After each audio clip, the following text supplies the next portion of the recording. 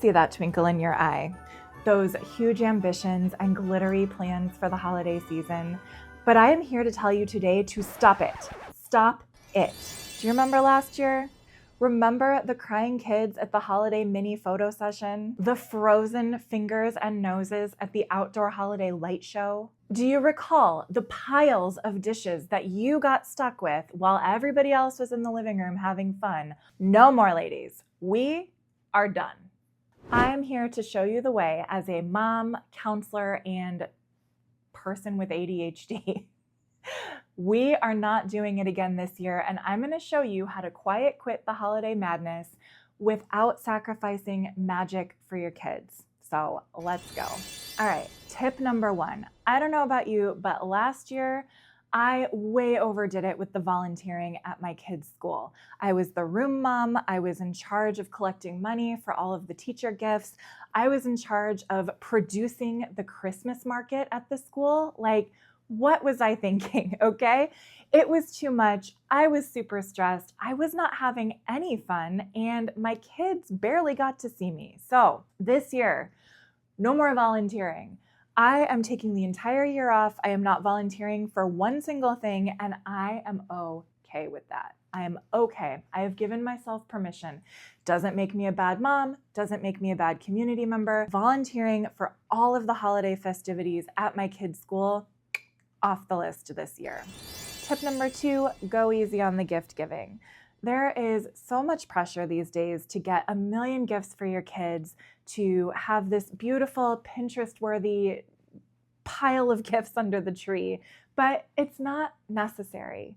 I found that my kids do much better when they have fewer things cluttering their space. So whether that's fewer toys in the bedroom or in the living room or even a playroom if you've got one, don't feel the pressure to overdo it.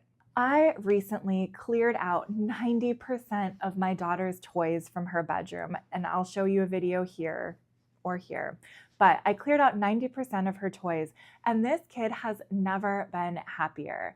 She can now find the things that she really enjoys. She takes them out, plays with them, and when she's done, she puts them back because everything has a place and it makes sense.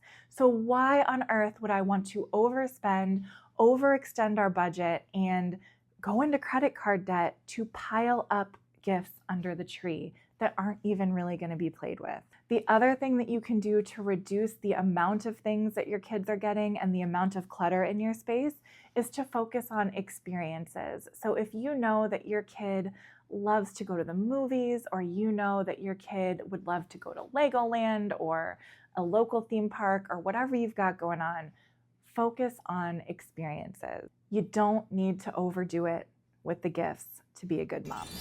The third tip that I have for you is stop feeling obligated to go to everybody's house on Christmas Day or Christmas Eve or Thanksgiving Day. I personally am, I hate to say fortunate because it's unfortunate that our extended family lives far away, but it's also kind of fortunate because on holidays, we do not feel the pressure to go from house to house to house on the actual holiday. And when I was a kid, we really didn't do that either. I know though that a lot of families who have family members close by feel this pressure. They feel it from their mom, their mother-in-law, aunts, grandmas, whoever, that you need to pack up your kids and your spouse and your dog and go from house to house.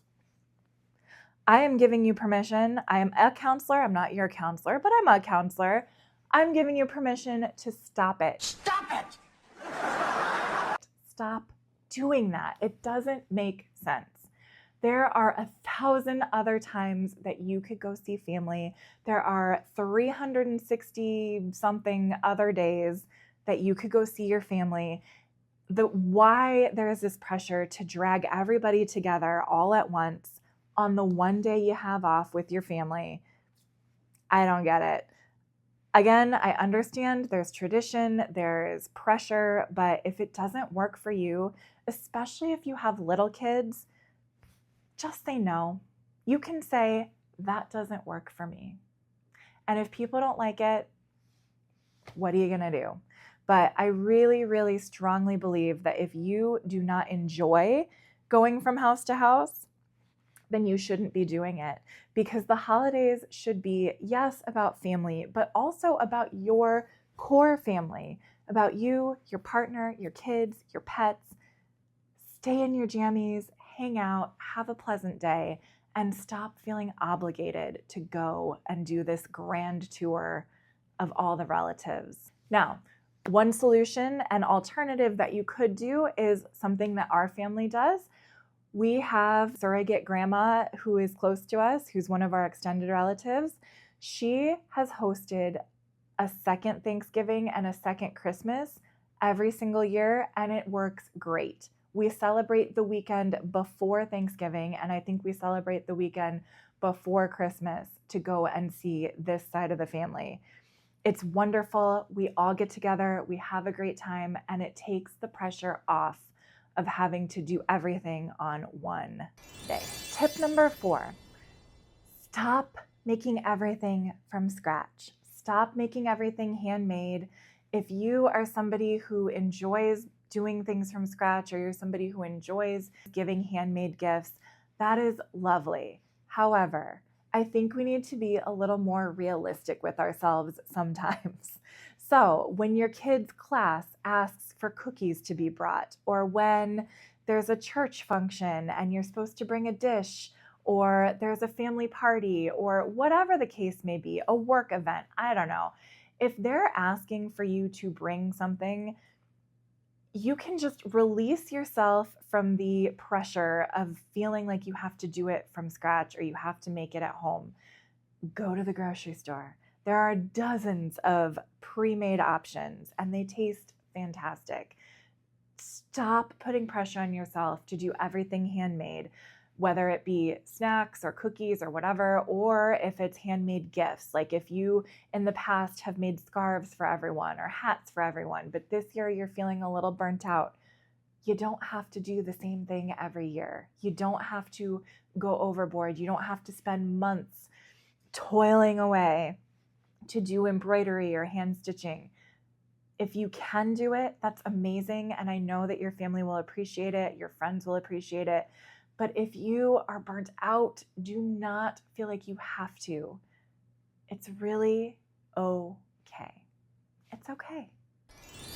Which actually brings me to point number 5, which is you don't need to make holiday meals from scratch.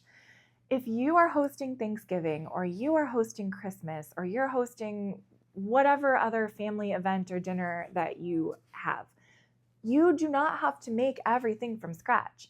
I used to try to do that back way back in the day. I would get the turkey, I would make the stuffing from scratch, I would do the mashed potatoes from scratch, I would do a sweet potato casserole, a green bean casserole, I would make the pies from scratch.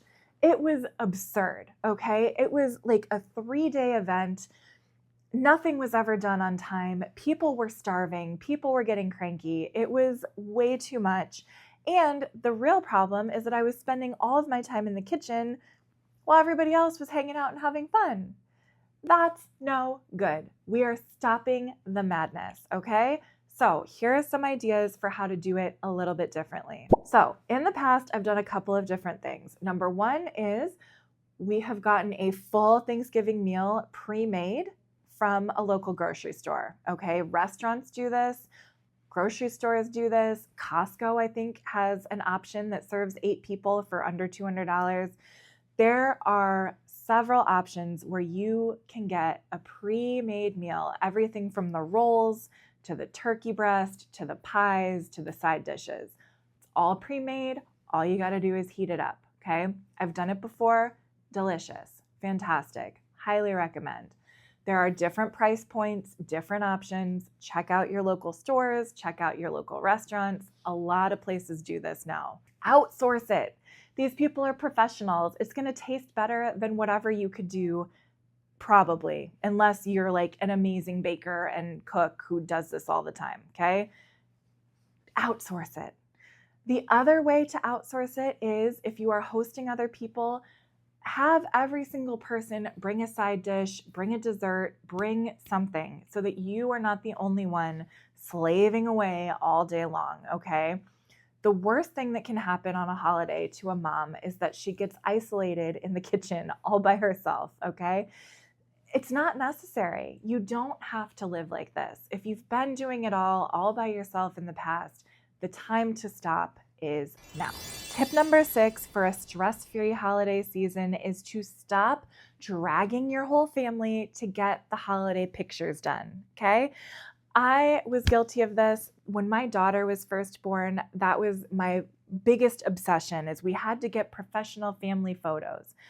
Do I love that we have those photos? Yes, I love that we have those photos. It's amazing. I love it. However, it is not worth it to me to do that every year. And I'm going to tell you why.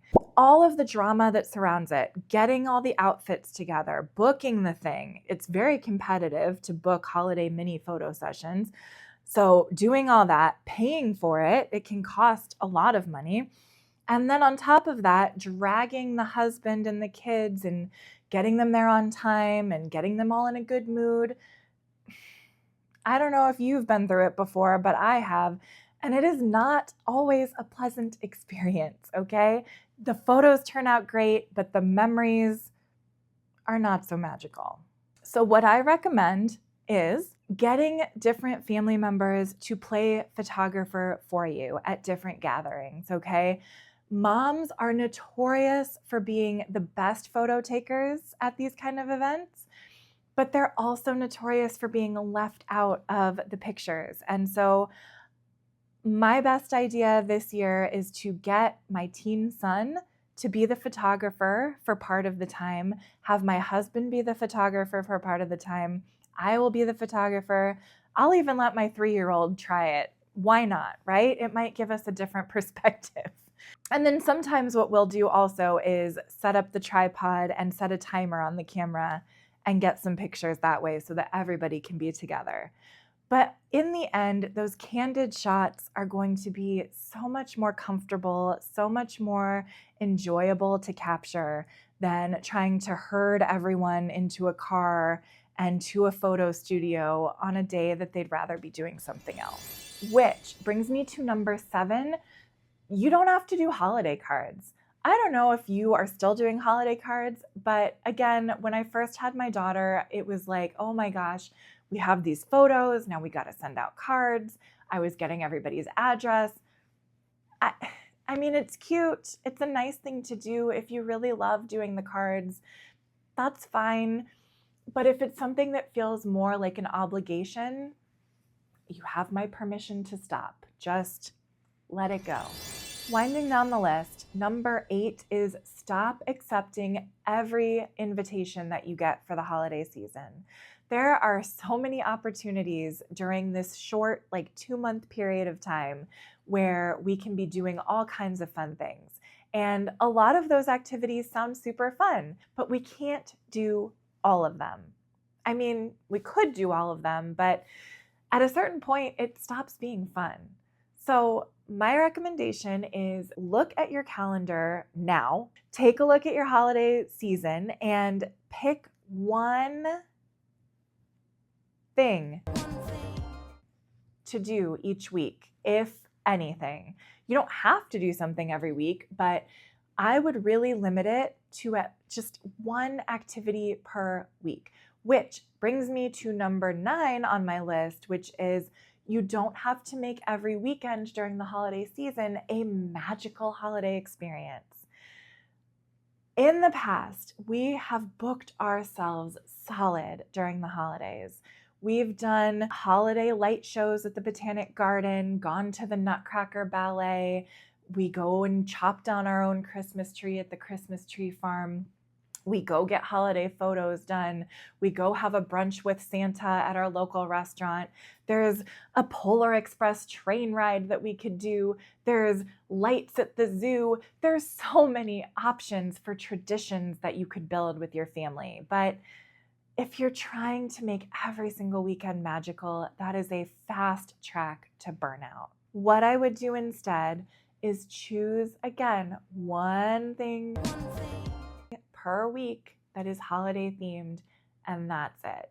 If there's more things on the list, I would really just focus on talking with your family, seeing what their priorities are, and choosing wisely. Because the worst thing in the world is having your schedule packed and then trying to force everybody in the family to get out the door on time.